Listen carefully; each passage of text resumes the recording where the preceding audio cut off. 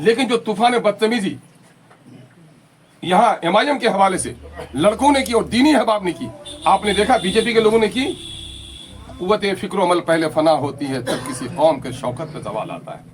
हमारे बच्चों के अखलाक बिगाड़े आपने, लोगों का मिजाज आप बिगाड़ रहे हैं।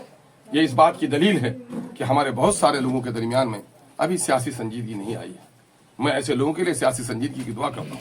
और मैं ये भी कहता हूँ, कल मुझे एक दीनदार शख्स का खत देखने को मिला और उसने कहा कि करोड़ों के क्या चेक अख्तर ईमान को दिखाया गया।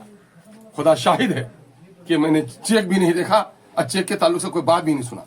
किसी इंसान के झूठा होने के लिए यही काफी है।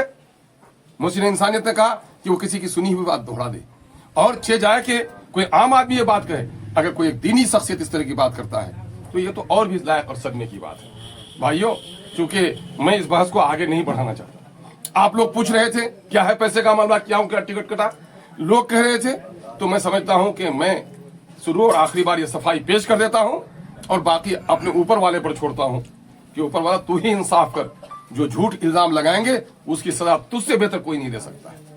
और जहां तक सब्र करने का ताल्लुक है, मैं सब्र करूंगा ऐसे मौके पर, क्योंकि मैं जानता हूं मैं जिस कौम के पैर के कांटे निकालने के आया हूं उसको नादानी है वो कौम, उसके कांटे निकाल रहा हूं। बाप दादा ने वोट दिए कांग्रेस को, कभी अपना हक मांग सके, राजद को जाकर के वोट दे कभी अपना हक मांग सके।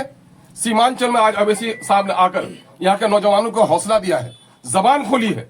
और आज सीमांचल में एमआईएम का एक अकलौता एमएलए रहते हुए मैंने अमोर पैसा की जो खिदमत की है वो सबके सामने में है।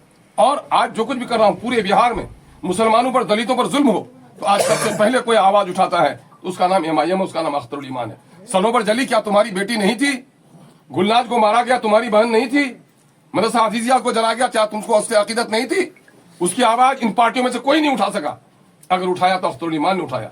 सीमांचल में बसने वाले हिंदू मुस्लिम सारे लोग कान खोल कर सुन लें, सीमांचल का पर कैपिटा इनकम कम है, सबसे ज्यादा सरकारी काम कम यहाँ पर हो रहा है। सीमांचल की लड़ाई स्पेशल डेवलपमेंट काउंसिल की बात कर कोई करता है तो एमआईएम करती है। अलीगढ़ की लड़ाई हो या हिंदुस्तान में उठने वाली दूसरी एंटी मुस्लिम जो मसाइल हो उसकी तहरीक, मैं आपको बता देता हूं, हम लोगों की आखिरी तक कोशिश है कि महागठबंधन की जो लोग थे वो समझदारी दिखाते। हमने 6 सीट मांगा था, इन्होंने नहीं दिया। आप कहते हैं लोगों को सबक पढ़ाते, एकजुट हो जाओ, और आपका जब मुफाद आता है बढ़ चढ़ कर सब जगह के इलेक्शन को खराब कराने में राजद ने क्या रोल अदा किया आप खुली आंखों से देखिए।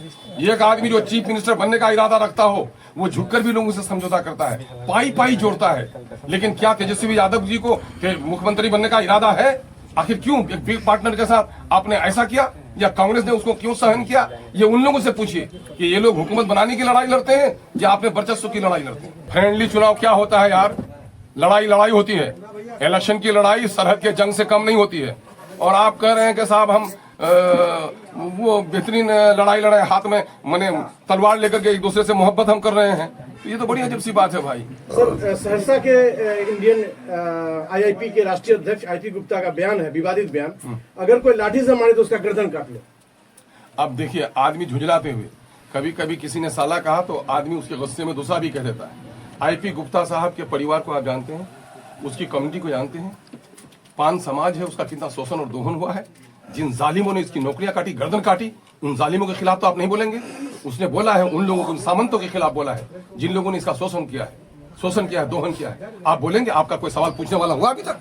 क्या कहा गिरिराज सिंह ने कि मुसलमान नमक हराम है, उसकी वोट की जरूरत नहीं है ना? ये लोग इस तरह का जुमला बोलेंगे। गिरिराज यहाँ पर आता है तो कहते हैं पाकिस्तान है। आप लोग उस पर नहीं पूछेंगे कुछ? आज एक दलित का बेटा अगर अपने दलित शोषण के खिलाफ बोलता है वो बात पकड़ लेंगे आप लोग?